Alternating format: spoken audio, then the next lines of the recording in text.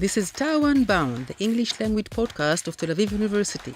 Please welcome your host, Ido Aharoni, Tel Aviv University's graduate, member of the Board of Governors, lecturer, writer, and veteran diplomat.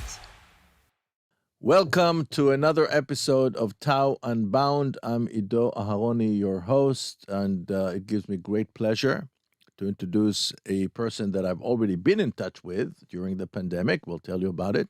Professor Eran Yashiv. Nice to be here. The Berglas School of Economics at Tel Aviv University. Such a pleasure to have you here with us. Good morning and pleasure to be here. And I'm so happy to finally meet you in person because we had some dealings in the past about the future of work during the pandemic. You published, together with one of your colleagues, an article in the New York Times, which made a lot of noise about a system that you proposed to allow organizations to go back to work. We'll talk about that. But before we jump into the subject matter, which is your expertise, macroeconomics, and so on, let's talk a little bit about you, as we do with all of our guests. Tell us about your background a little bit.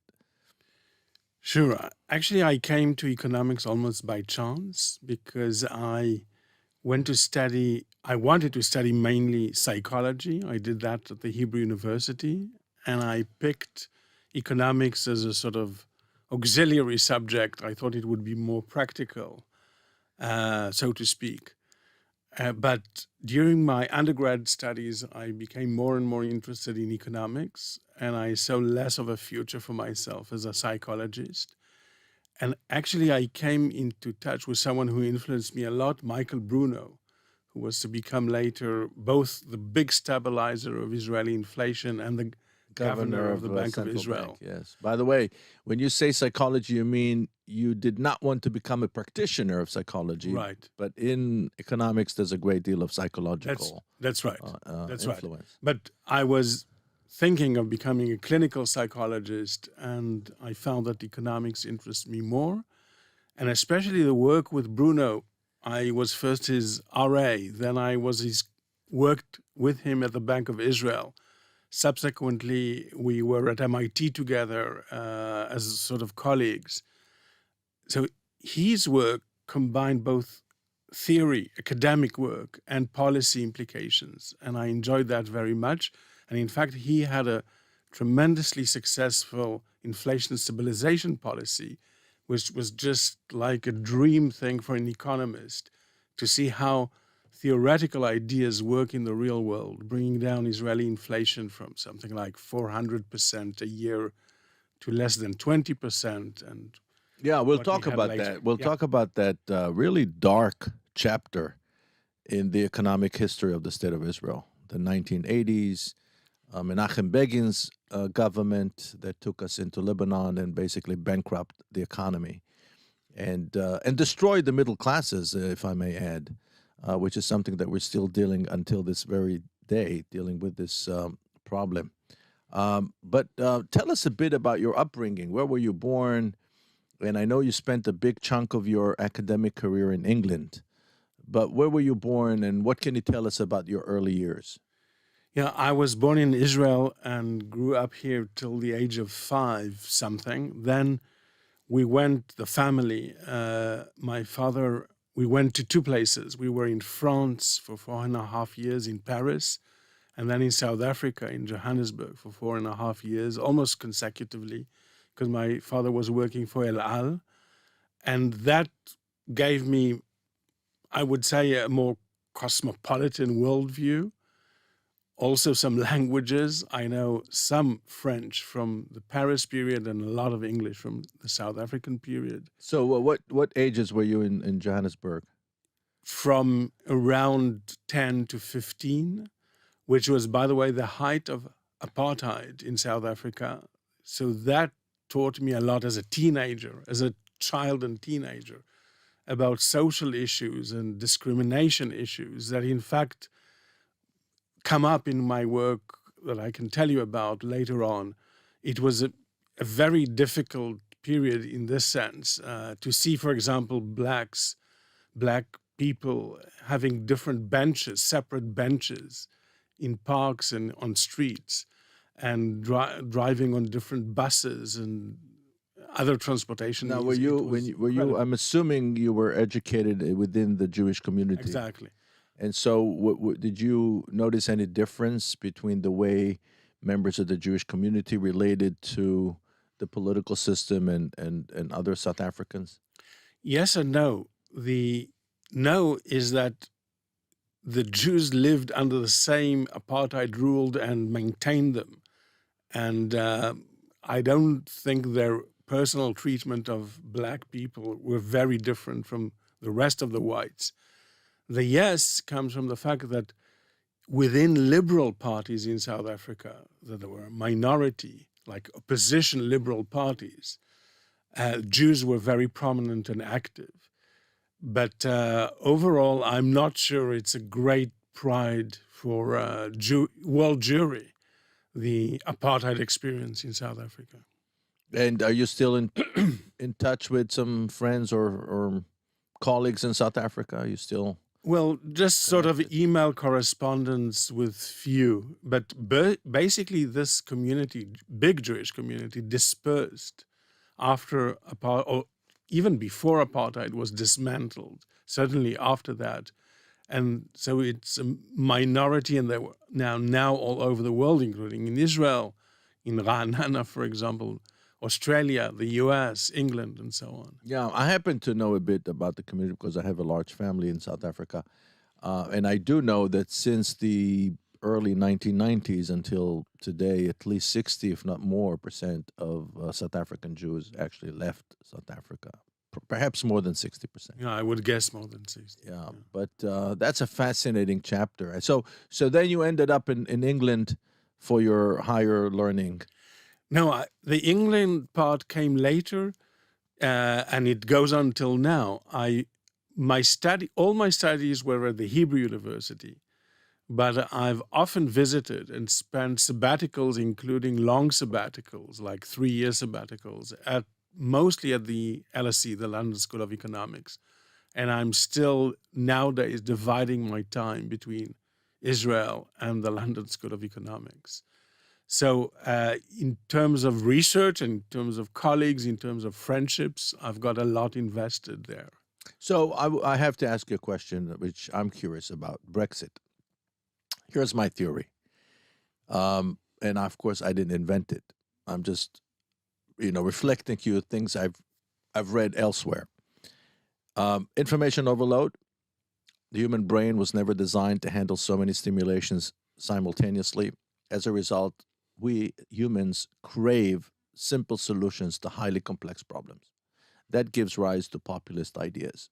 And we see this all over the world, from the Mexico border wall that Trump introduced as a simple idea to a highly complex problem, all the way to what's happening here in Israel, pointing to the Israeli judicial system as the only reason for all the problems that we have in Israel is a very simple way to communicate reality, highly complex reality to people. My argument is that Brexit is yet another example of a seemingly simple solution that is being proposed by political leadership to a highly complex problem. And my question to you as an economist, as a person whose specialty is in macroeconomics, did it work? Well, I think your diagnosis is very right. And I must say that all mainstream economists, in fact, almost all economists in the UK and observers of the UK economy were firmly opposed against Brexit, warned of its economic dangers. And nowadays, actually now in 2023, and starting last year, we finally see the warnings come true, regrettably, obviously, because economists thought it's a very bad idea from the beginning. I think economists also realized, and I think you alluded to that there were a lot of lies and misinformation involved in convincing people for Brexit. Like economic arguments say, we'll pay the EU less, we'll devote more to the NHS, an very important institution, the National Health Service in the UK. All of these were based on simply disinformation in the good case. mostly lies, outright lies that were printed on buses of the Brexit bus that they toured Britain with. And the disadvantages are it hurt trade, it hurt immigration, which contributes to the British economy, and now the UK economy is paying the price. Actually, it's an interesting case where the economy is actually paying a price which is becoming clear to people for populist policies. I'm not sure that every instance in the world of populism is translated into economic damages that quickly. So actually Brexit in this sense is a good case, a good teaching lesson, not to trust populists and their promises. They promised a better economy. They got a much worse. And by the way, now the British people, if they were to vote today, would probably vote 60-40 against Brexit. It's clear by all the polls. Yeah, which it's a bit too late, I guess, to reverse. Now, since we started with the issue of England's relations with the European Union, let's talk a little bit about the European Union as an economic phenomenon. What do you think needs to happen in order for the European Union as a collective to really upgrade and improve its economic performance? And when I talk about economic performance, of course, I look in comparison to the United States, which is the number one producer of knowledge, of conceptual products, that will continue to really maintain the edge because of that, the economic edge, because of the fact that the American economy is based on creativity, on human creativity, which you can't say about the Chinese economy, for example, which is based on other assets, but certainly not the ability to produce new knowledge. What needs to happen in Europe for the European Union? Well, it's not an easy question because I think economists struggle to explain why certain nations or certain regions of the world exhibit a particular economic performance that's probably rooted in culture, in religion, and in Europe, certainly very long traditions. The EU doesn't exist for centuries, but Europe exists for centuries and millennia. And it's hard to explain everything. And certainly you see that there was less energy, less creative energy that you referred to, even relative to China, not to speak about the US. And I'm not sure anyone has a clear answer how you change that.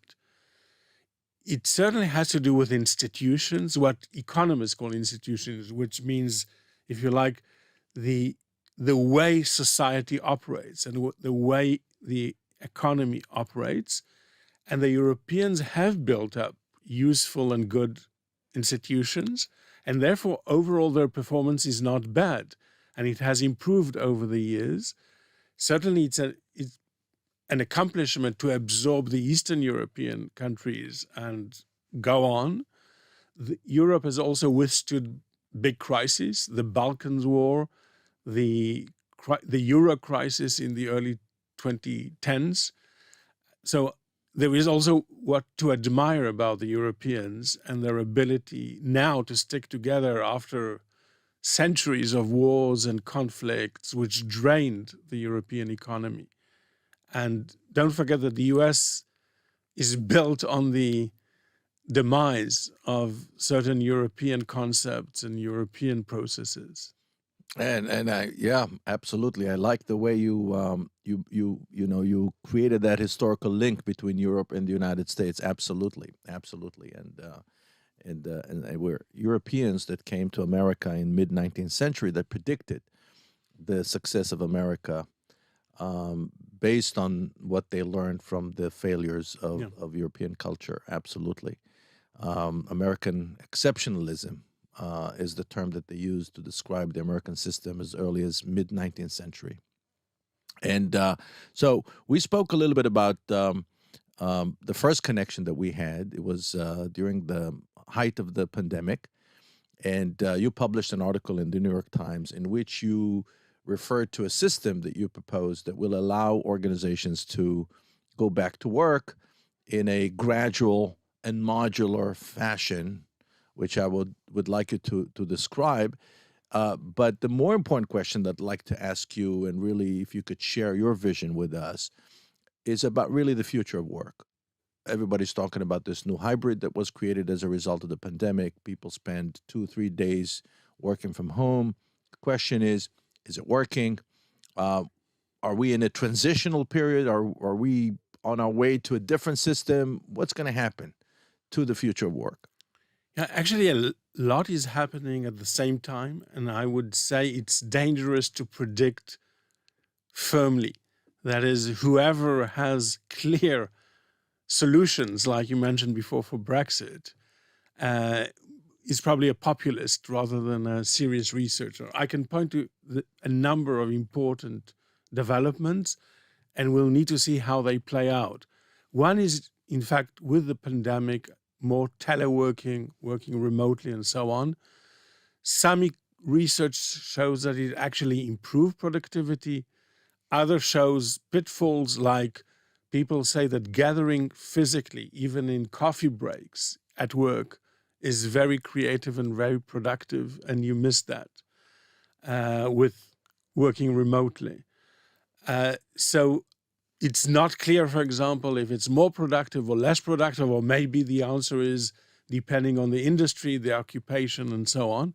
But certainly in advanced industries like finance, like obviously high tech, etc., you've got much more remote work that we didn't have just till in early 2020. It's very recent. So this, we'll still need to see how this plays out.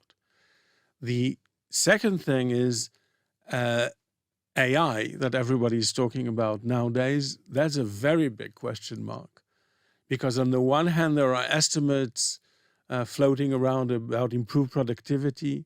That's very likely, but it's also likely that this will drive certain occupations out, including, by the way, software engineers, code programmers. Maybe AI will write the code and not people. So even in the high-tech industry, there's a question mark on certain occupations going into the future. This, on the one hand, seems very rapid. We only heard about ChatGPT a year ago or something, but everybody's now concerned with that and using that and developing that and so on. So it's early to tell, but there are worrying signs that it could hurt employment, that it could hurt people's working. Now, there is a claim that I subscribe to, that in the past, and probably now as well, when you've got these advances, you get new jobs created, new occupations created, new kind of work that didn't exist before. I think you're referring to the rise of gig economy, of people putting their skills up for sale and people can buy them directly. Yeah, that's part of the phenomenon. But let me give you a concrete example of research by someone who's a very leading research in this issue and who visited us at the Berglas School earlier this year, David Otter from MIT. He's probably the most prominent economist dealing with these issues. So he, with colleagues, had a very hard to implement, to execute, and meticulous research on documenting new jobs and new occupations in the US. And he and his graduate students found dozens, if not hundreds, of new occupations that didn't exist before, not just gig jobs.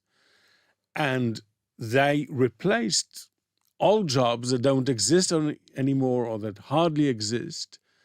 And this just shows you in practical terms, if you read his research, that there are lots of new work out there,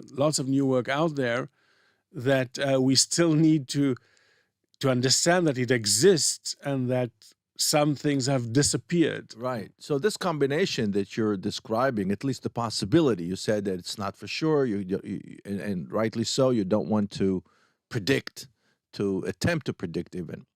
But it seems that there's a possibility that two things will happen simultaneously, which will really present a real challenge to humanity. The first is AI and the possibility that it will dramatically change the job market. But the second is the rise in life expectancy. I just had grandchildren, and three. Right. Yeah, thank you. In 6 weeks, I had three Mm. grandkids, and so I did some reading about life expectancy, and it turns out,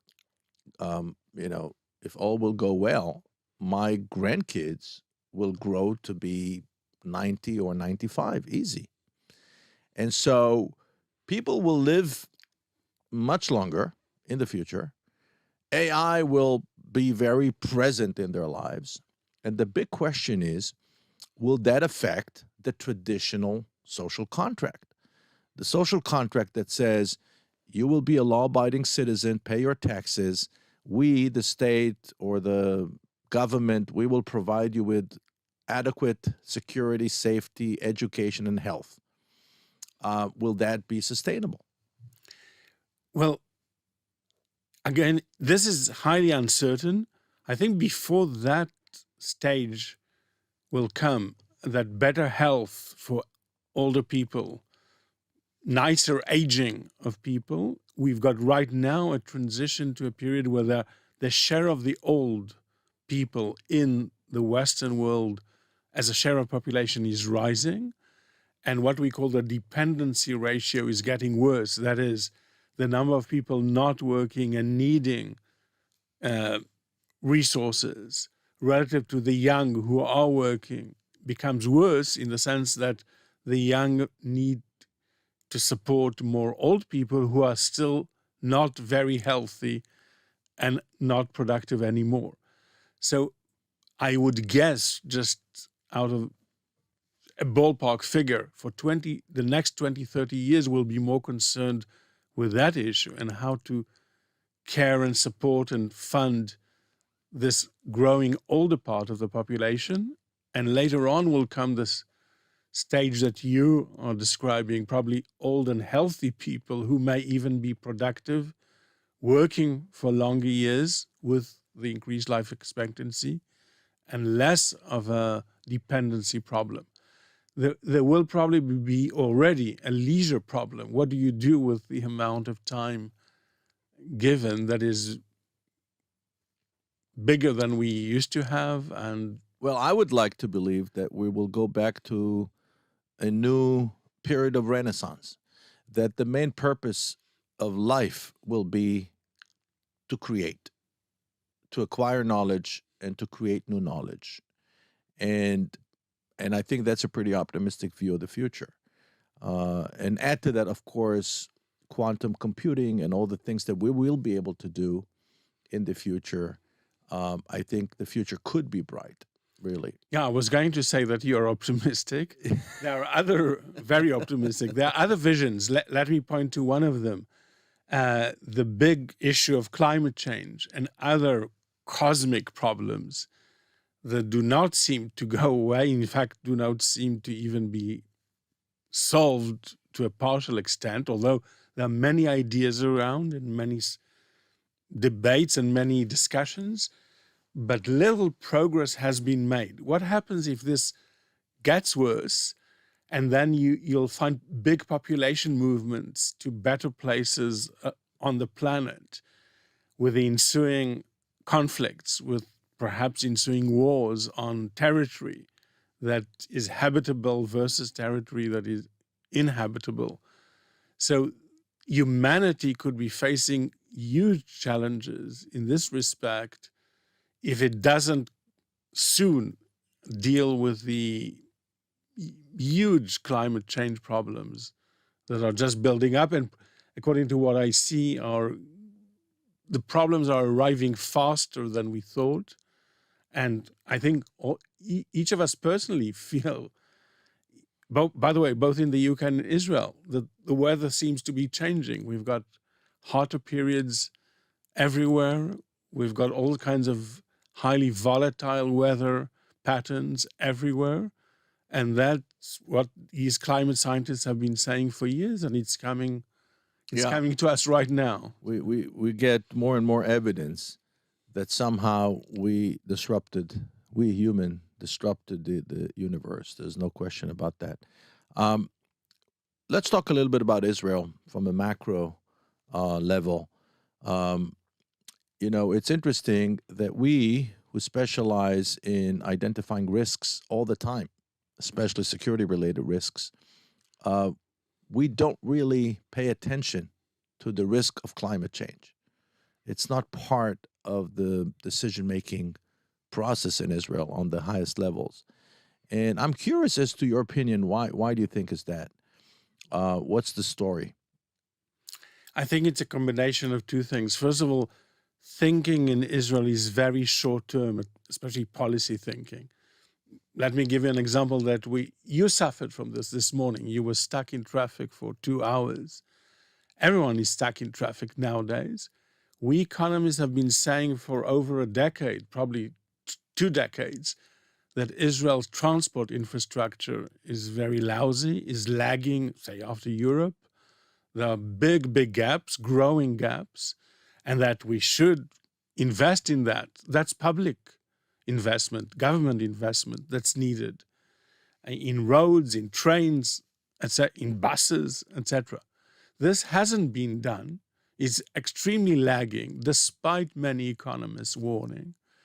And it's a reflection of the short-term thinking, because policymakers were told that. I was one of the people, but there were others, including people from this campus, telling people in office, in the relevant offices, whether it's the Ministry of Treasury, the Ministry of Transportation, the Prime Minister's office, 10 and 20 years ago, but they didn't pay attention. All the thinking is the next week or 2 weeks.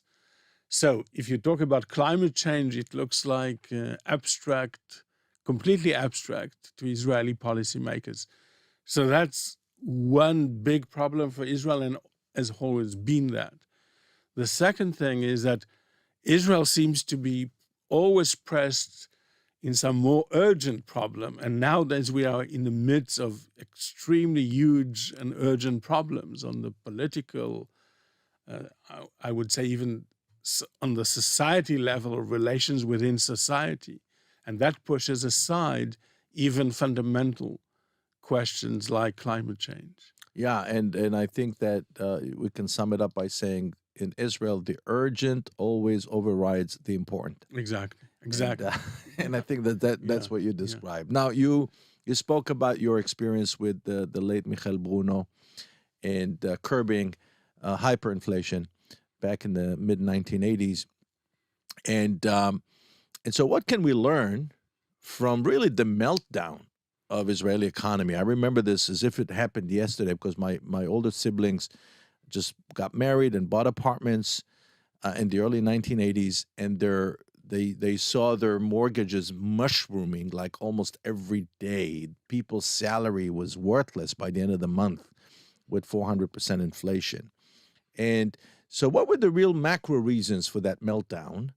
And I take it for, I'm assuming it had a lot to do with the incompetence of Menachem Begin governments and his decision to appoint Simcha Ehrlich, and following Simcha Ehrlich, Yoram Aridor and other people that were really apparently highly incompetent in a radical fashion, to take the economy, which was stable, and drive it into the ground. You really need to be extremely incompetent. So I take it for granted. But on a macro level, what happened then, and what can we learn from it today? It's one of those cases, which is rare actually, that what textbook economics or macroeconomics tells you is exactly what happened in Israel. That is, what shouldn't have been done, and at the end, what Michael Bruno and associates did to repair that. You're very right, the Begin governments, what they did is implement very quickly, too quickly, all sorts of ideas that they thought they took from Milton Friedman and others about liberalizing the Israeli economy. But they did that in a very hurried and non-regulated way, which brought all kinds of balance of payments movements. We won't go into that right here, but that made Israel flush, if you like, with money and money is the root cause of inflation. So in this sense, inflation is a monetary phenomenon. You have more money, prices rise, and the higher the rate of money creation, the higher the rate of inflation. With that, at some point, they also began running big government deficits. That's another kind of irresponsibility on the part of economic policymakers. And that fed into money creation because back then the Bank of Israel was actually printing money to finance the government deficit. So it's certainly textbook mistakes of economic policy, and you're very right about pointing at the responsible people. The solution in this sense, and that's what Michael Bruno did, is just do the reverse. Stop the money printing, stop the deficit and the money printing associated with that, and you brought down inflation overnight from running from 400% a year with the vision going to 1,000% a year. Within days or weeks, it went down to 20% a year just by doing what I've just said. Now, is there a basis for comparison to the enormous injection of money into economies during the pandemic, which possibly resulted in higher levels of inflation today? Yes, there is a certain similarity, although there are many other differences. For example, the pandemic had supply chain problems, which created the initial burst of inflation. Then the accommodative fiscal and monetary policy helped to sustain that, and now we've got a big inflation problem. But that's somewhat different from what Bruno faced back then. Bruno faced, and we all with him, faced another issue, though, which may be relevant now. And you asked about my beginnings. I was a MA student at the Hebrew University and helped Michael work with Stanley Fischer on an academic paper about inflation. And that paper characterized a problem which was the thing I want to explain about back then, but which could also be true now. And that is that, say you're doing the right thing, you're cutting the deficit, you're printing money less, and so on. But still, what's important is what the public thinks inflation will be.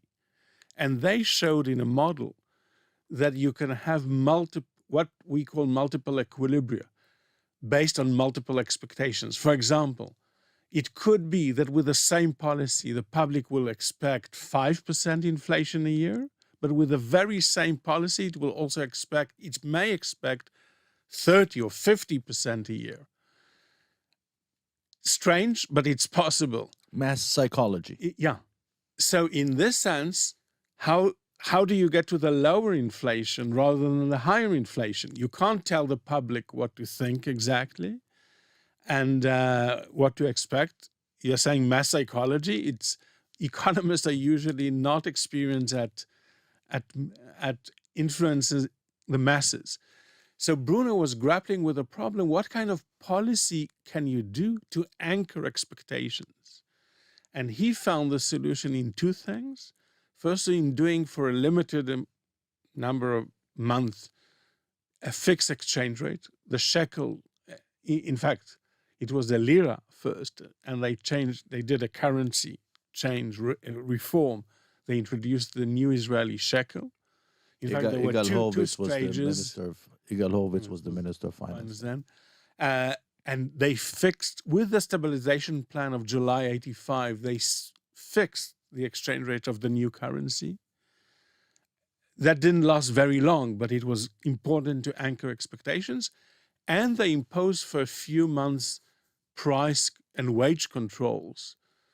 And therefore, they called the policy back then in 85, unorthodox policy, because capitalist economies couldn't quite think of price and wage controls in the mid-80s.